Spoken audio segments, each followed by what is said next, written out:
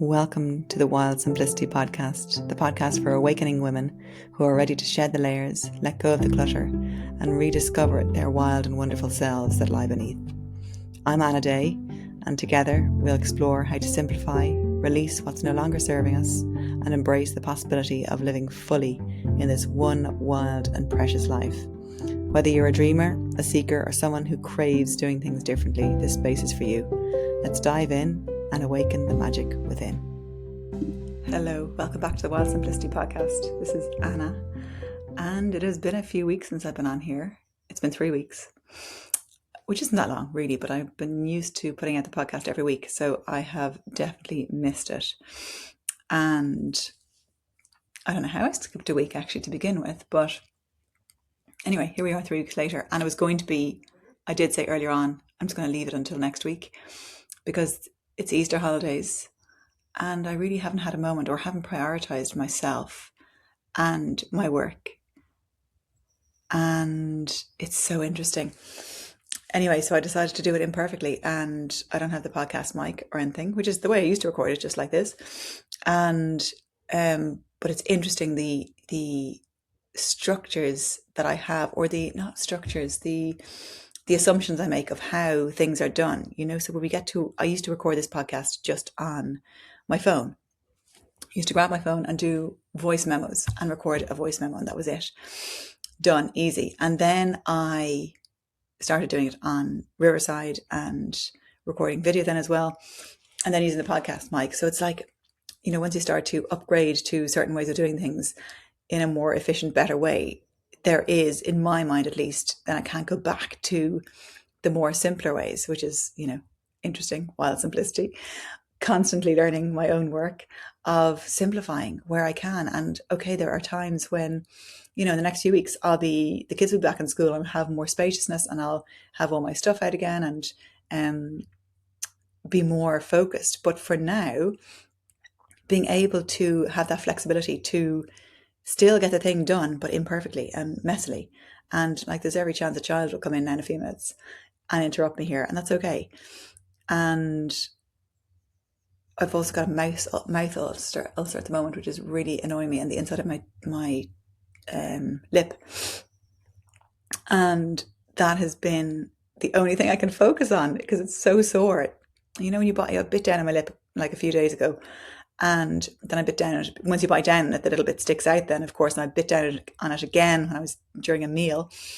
And then it's now there and it's stinging. Even now as I'm speaking, it's stinging a bit. So I've been using tea tree as advised by lovely Lauren, who, when I put it up on Instagram. So a couple of drops of tea tree with in water, tepid water. And then also, what was I using? Oh, arnica. I was taking arnica tablets as well. So it seems to be improving, but it's still there, and it's definitely not pleasant. It actually interrupted my sleep last night a bit, so I had to get up and do a tea tree wash during the night. But yeah, these such tiny things that can really affect day to day, and my irritability levels with the kids as well. And anyway, so this morning as I was writing my morning pages, which I'm still doing. This is week 5 now of the artist's way. And also my artist state has got out the window. Like last week I didn't do an artist state. Last week was intense for some reason. I had my period and there was a few other things going on, but so I didn't actually do an artist state. I am going to do one this week. And we have visitors coming tonight, which is great. Friends of ours are coming to visit from Italy. And so that'll be really nice.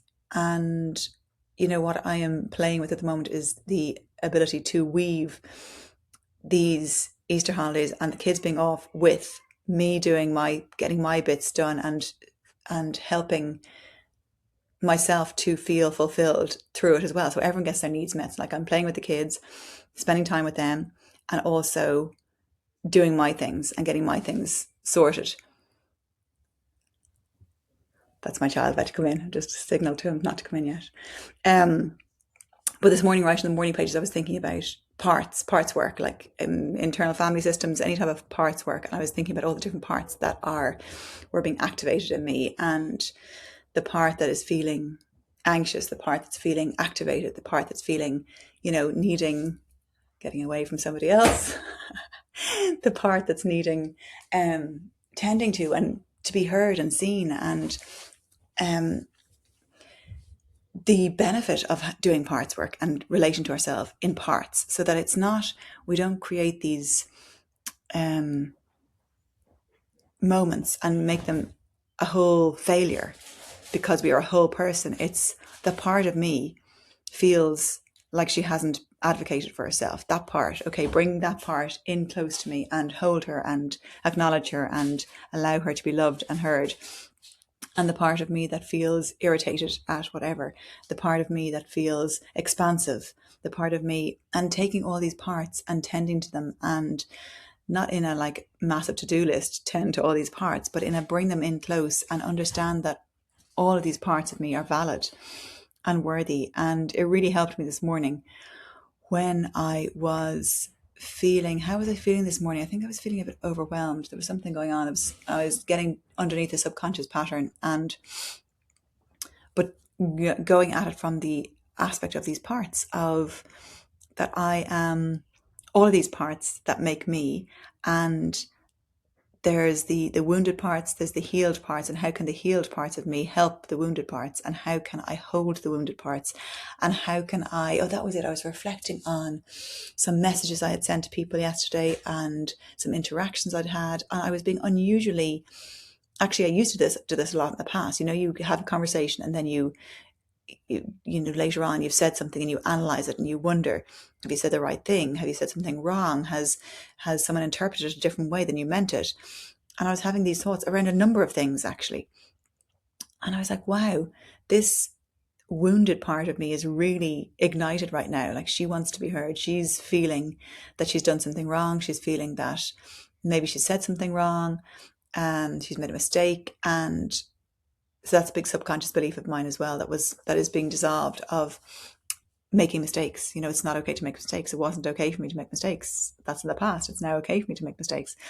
And so that part of me that was the wounded part, feeling really needing to be reassured and to know that there are no mistakes. It's okay. Whatever's happened, happened. Whatever messages I've sent have been sent, and it'll be okay. I think in the past I would have held on to that worry and wonder.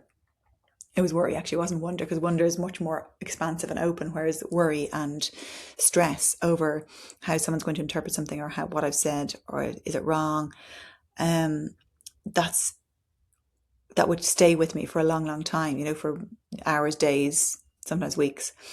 Whereas when I tended to this part of me that was being activated and really heard her and allowed her to be there, it was really, really helpful. I was able to dissipate a lot of that anxiety that was coming up, and then it's all dissolved today, because, you know, things have transpired, other things have happened, received messages, interacted with those people again, and had to let some of it go, you know. And it's just really interesting. So a reminder for all of us to tend to the parts of us, and to know when we're feeling angry, frustrated, irritated, like a failure, like we're not able to do anything right, like we are,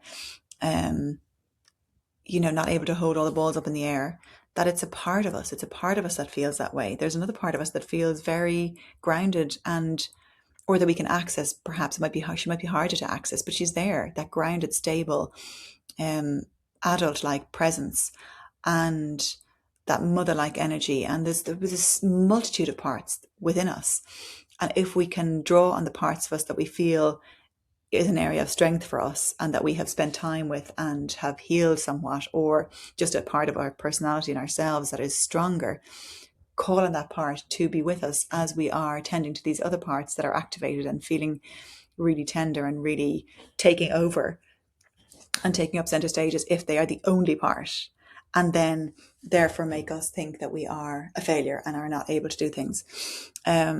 So yeah, tending to yourself in parts, whatever's going on for you, allow yourself to be with all these parts, and to hold them, and identify other parts that can hold those other parts as well, and recognize the adult in you, the adult self, because a lot of the wounded ones are the child parts, you know, that are the inner child who is feeling in need of some love, to be seen, to be heard, to be understood.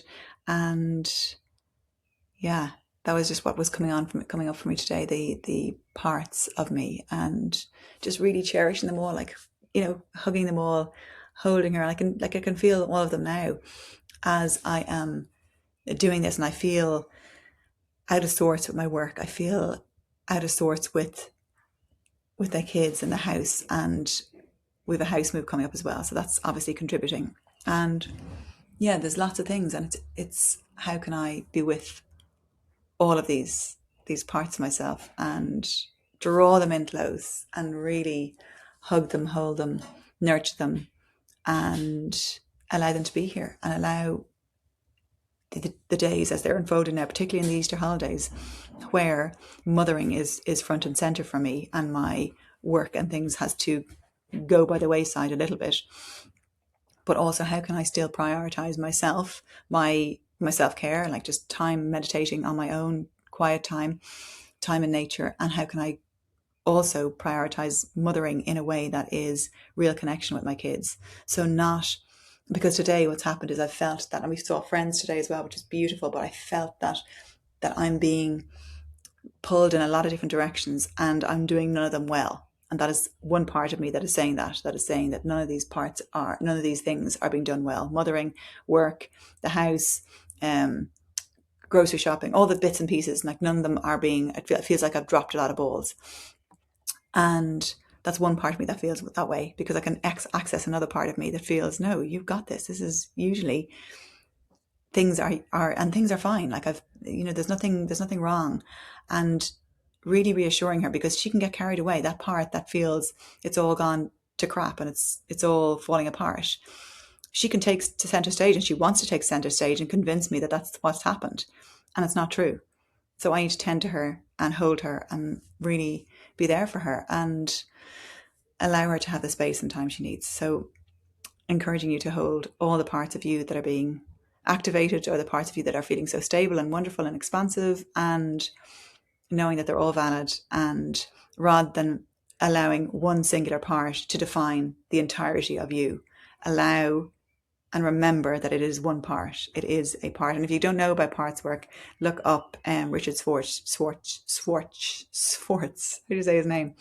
He has, it's called Internal Family Systems. And there's other parts work as well that you can look up. But it's really fascinating. So now my daughter's outside the window making faces at me. So I'm going to go, and I may or may not be back next week because Easter holidays, but I will actually. I think I'm going to make space for myself next week to come on and speak again. And in the meantime, take care of all your lovely selves and all your lovely parts of self that are there. And I will see you next time. Bye-bye. Thank you for joining me on this journey to wild simplicity. If today's episode inspired you to let go, simplify, and reconnect with your truest self, I would love for you to share it and help spread the word. Don't forget to subscribe to the podcast so you never miss an episode, and follow along on Instagram at Wild Simplicity for more inspiration. Remember, life is precious, and you have the power to live it fully, freely, and fiercely. Until next time, keep dreaming, keep seeking, and keep embracing the wild possibilities of life.